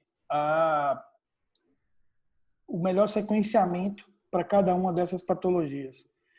E ademais, assim, cirurgia endoscópica nasal tem crescido enormemente, assim, de Dugerov para cá, eu acho que, assim, para mim o grande marco é aquele trabalho clássico do Dugerov de 2001, né? De lá para cá cresceu enormemente, né? Os acessos, as opções cirúrgicas, as opções terapêuticas, isso vem ajudar. E fundamentalmente essa união, esse link da cabeça e pescoço com o otorrino nesse aspecto de poder crescer lado a lado e juntamente poder fazer as duas, assim, oferecer ao paciente o melhor de cada cenário, né? Esse é o meu pensamento, na verdade. Então, agradecer a José por ter me convidado, Antônio Vana aí pelo convite, mas discutivelmente lhe parabenizar aí, porque foi bem amplo e bem claro tudo aí que você colocou para a gente. Muito obrigado. Lise, pode fazer seus comentários. Lise também é cirurgiã de cabeça. Boa noite. Isso. Sou cirurgiã de cabeça e pescoço, atuo aqui na cidade, fiz a formação no Hospital do Câncer aqui do Maltês.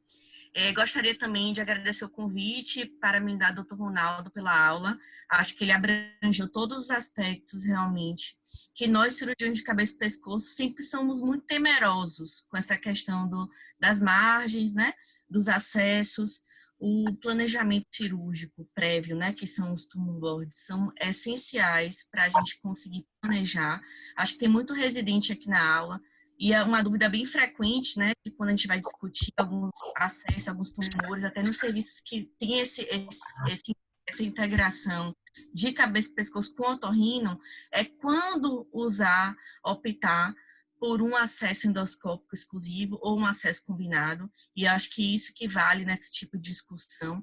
E foi muito bom o caso que o senhor apresentou do acesso externo e que depois o endoscópio ainda conseguiu captar margens positivas na parte posterior.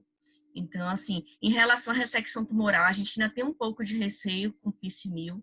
Alguns artigos advogam, né, que não vai fazer tanta diferença assim, em alguns tipos de tumores, mas quem vem de uma formação oncológica mais restrita fica um pouco receoso em relação a isso.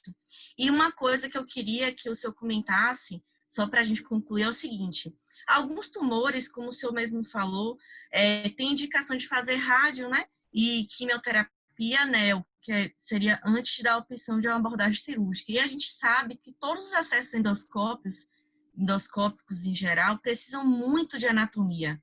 E a rádio distorce isso e altera muito essas configurações anatômicas. Então, eu gostaria de saber a experiência do senhor e nessa abordagem após radioterapia, naqueles tumores que a gente às vezes faz uma rádio neoadjuvante para tentar ressecar um pouco. Qual a visão de quem faz um acesso endoscópico nesses tumores depois? Consegue delimitar direitinho os planos anatômicos ou, nesses casos, já se opta diretamente por um acesso aberto? Bom, obrigado pelos comentários, inicialmente do André e agora da Lise, né? Prazer conhecê-los. Na verdade, a radioterapia neoadjuvante, ela hoje a gente não se usa de rotina. Talvez alguns sarcomas ainda se aplica exclusivamente para alguns sarcomas. Toda cirurgia após rádio, independente se é aberta ou fechada, ela é mais difícil, porque você tem fibrose, você tem alteração de circulação, a cicatrização é mais trabalhosa, em especial base do crânio, que irradiou, você aumenta o risco de necrose, de fístula. Então, é um cenário que a gente tenta evitar normalmente. Mas, infelizmente, às vezes isso acontece, e isso acontece até, de certa forma, rotineira em casos que não são tratados inicialmente no nosso serviço, porque, em geral, a gente usa sempre a rádio como adjuvante. E a cirurgia é mais difícil, sangra mais, tem mais fibrose, os planos anatômicos, eu não considero nesse ponto tão difícil, porque o tumor em si também já difere. Mas sim, a cirurgia fica mais trabalhosa. E, em especial, quando eu faço acessos transcribiformes, por exemplo, eu sempre tenho mais preocupação de fístula e cólica nesses casos. E aí é redobrado o cuidado em relação a isso. Então, quando a gente usa a cirurgia como resgate, exatamente, ainda os critérios de indicação para endoscópica combinada ou aberta são os mesmos. Eu não os mudo em razão de ter tido radioterapia prévia. Isso não me faz mudar. O que me faz mudar é a extensão do tumor.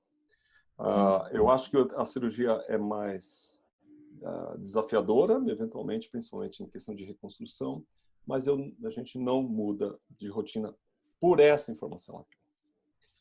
Em relação à ressecção em bloco, assim, isso já foi uma preocupação, e eu sou de um serviço tradicional de cabeça e pescoço, onde os cirurgiões todos são bastante tradicionais. Eu entrei nesse serviço há 20 anos atrás, porque eu trabalho, e aos poucos isso foi mudando. Ainda hoje, eu gosto de ressecar em bloco, às vezes. O tumor nasal, eu faço com frequência. Eu não mostrei aqui, mas se o tumor é passível de ressecção em bloco, nas minhas mãos, eu resseco em bloco. Até porque não acho que isso faça diferença, mas eu também tenho esse espírito de ressecção. Então eu vou com aquela técnica de ir por fora do tumor, vou na periórbita, e eu consigo ressecar em bloco, muitas vezes, tumores exclusivamente intranasais. Mas tumores que têm acesso transcritiforme, tumores que invadem o esfenoide, em geral, a ressecção em bloco não é possível, e nesses casos eu não tenho nenhum pudor em fazer o limpicimento. Nenhum pudor. Porque eu sinceramente acredito que isso não faça diferença. Tá? Obviamente, alguns tumores com maior risco de implantação, a gente fica com medo disso, e aí eu digo sarcomas de alto grau, melanomas, são tumores que têm chance de implantação. Eu já vi, por exemplo, tumores, carcinoma papiloma invertido, operados inadequadamente, um debulk com múltiplas implantações em mucosa. Então, isso não é... A gente diz que não acontece, mas pode acontecer. E eu já vi isso acontecer. Não é frequente. Então, apesar desse temor, na prática, uma vez que você resseca de maneira adequada, e isso significa margens finais completamente livres, e em nariz, lembre, não se leva em consideração aquela história de centímetros. Você leva em consideração a história das barreiras. Isso é o que é o consenso atual. Acaba sendo, eu não tenho visto grandes problemas em relação a isso. Obrigado pela pergunta. Agradeço, doutor Ronaldo. A pergunta é um pouco capciosa, mas é um pouco do nosso dia a dia. Quem trabalha em serviço de referência recebe paciente mesmo, já às vezes tratado de outro, como o senhor até mesmo explicou, até subdiagnosticados ou com diagnósticos diferentes, já tendo recebido tratamentos prévios. Não é incomum, né? O AC Camargo receber pacientes recidivados, com doses de radioterapia anteriores, que podem precisar assim, de novas abordagens. Então, é por isso que é sempre bom a gente compartilhar a experiência de quem tem uma visão endoscópica boa, porque todo paciente pergunta, né? Doutora, não pode fazer sem cortes, né? A cirurgia está evoluindo para isso, o desejo do paciente também evolui para isso. E uma coisa que, para a gente finalizar falando em papiloma invertido, que é o dia a dia um pouco dos otorrinos e do nosso serviço também, é a experiência do senhor em relação ao papiloma, porque eu sei que a opção da biópsia ambulatorial é a mais fácil, às vezes é a mais acessível para o paciente, porém, essa questão de ter muita diferenciação, às vezes ter células muito inflamatórias, muito edema, o risco de ter já displasia dentro da própria amostra, a gente está com uma tendência cada vez maior a levar para o centro cirúrgico e tentar até já fazer uma ressecção, digamos, em bloco, né, para conseguir fazer uma análise melhor e se basear prioritariamente nas imagens, antes de indicar uma biópsia ambulatorial.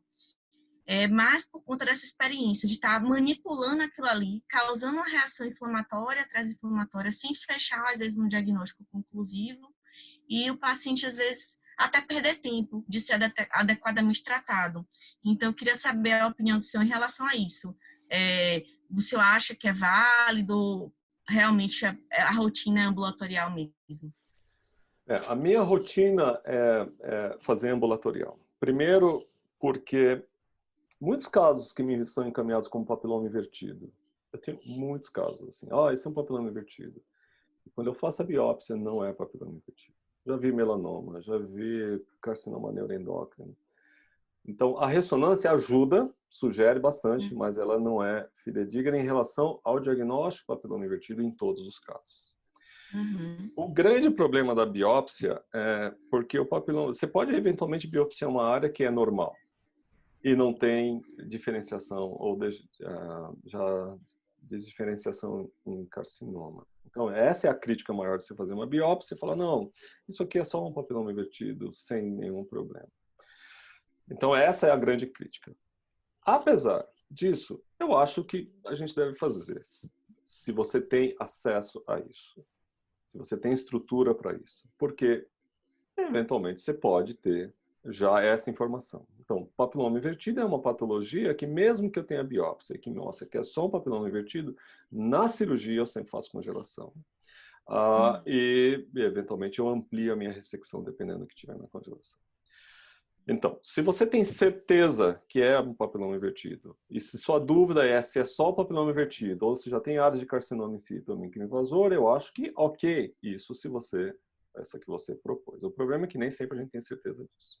Um detalhe em relação à biópsia que eu acho importante, a biópsia, às vezes a gente considera um procedimento simples e que pede ou residente ou alguém com menos experiência para fazer. A biópsia deve ser feita pela pessoa com maior experiência. Porque não isso... acontece. Na Isso. verdade, no serviço de ensino, né? Ou pelo menos ser acompanhada pela pessoa com maior experiência, porque é feeling, é experiência para você saber se o fragmento que você tirou é suficiente.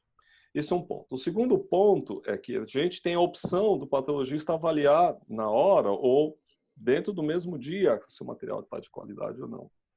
Então, no nosso hospital, isso é possível às vezes, não para te dar o diagnóstico, mas para ele poder fazer uma análise inicial. Exatamente. A gente tem essa estrutura. Então, se você tem essa estrutura, isso ajuda bastante. Mas, na verdade, com o passar dos anos e fazendo muitas biópsias, você começa a perceber o que é mucosa normal. Eu sempre uso endoscópio para fazer biópsia. O que tem tumor, a consistência. É muito comum, às vezes, eu faço biópsia ambulatorial de carcinoma de rinofaringe, às vezes. Mesmo na rinofaringe eu anestesio, e às vezes é um carcinoma mais submucoso, então eu tiro o primeiro fragmento e eu sei que ali não é o melhor fragmento, eu vou mais profundo. Então isso vai de experiência, por isso que eu falo que a biópsia é importante que seja feita por alguém com mais experiência, ou pelo menos orientada por alguém com mais experiência. Mas papiloma invertido, sim, você tem toda a razão em relação a esses questionamentos, especificamente para o papiloma invertido, uma vez que você já tem um diagnóstico adequado. Casos que depois veio como carcinoma microinvasivo, eu tive que ir lá e ampliar a margem. Acontece, a gente passa por isso realmente. Mas, assim, excelentes colocações. Eu acho que o objetivo da sessão e de estarem tantos especialistas reunidos, né, nesse momento, é justamente compartilhar a experiência. Eu acho que experiência é algo que a gente... É um conhecimento que é muitas vezes inatangível, assim, para qualquer profissional. Então, acho que é o que mais conta, né, nessa situação. E eu só tenho a agradecer e me colocar à disposição também, se tiver algo que eu possa ajudar. Estamos aí. Ok, Liz, obrigado, viu? André, se quiser falar também mais alguma coisa. Doutor Nilvano, se você tem algum comentário adicional, eu queria agradecer mais uma vez pela aula do Ronaldo. E é muito importante para a gente esse tipo de discussão e nós somos muito gratos pelas suas orientações. Ronaldo, estou muito feliz com a sua apresentação. Aliás, não é nenhuma surpresa. Agradecer a André, a Lise, que é preceptora do nosso serviço. Eu fico muito feliz, depois de tantos e tantos anos que passaram. Meu pai era otorrino e sempre com a cabeça e o pescoço. E isso foi muito importante na minha vida, porque ajudei muito na laringectomia, grandes sarcomas e tal. As condições naquela época, a radionecrose era muito grande, você tinha sarcomas de maxilar gigantescos. Eu tinha um paciente, eu chamava Almerindo, nunca esqueço, eu era terceiro ano de medicina. Ele tinha um chapéu para poder segurar o sarcoma. Então, eu cobria o sarcoma com um chapéu. Então, essa interação de serviços de otorrino, cabeça e pescoço, como foi o nosso, e ainda temos ainda crânio-maxilofacial, nos dá a condição de dar ao residente uma visão mais ampla em relação à especialidade e ter pessoas do seu perfil, né? Aliás, está convidado para ser preceptor nosso. Nós queremos formar pessoas com o mesmo linha de raciocínio seu. Eu acho que é importante. A cabeça e pescoço no serviço é totalmente integrada. Nós temos 3 cabeças e pescoços dentro do serviço, pessoas assim que são integradas, assim como a crânio-maxila. Então, isso dá um outro contexto a um serviço de otorrinolaringologia.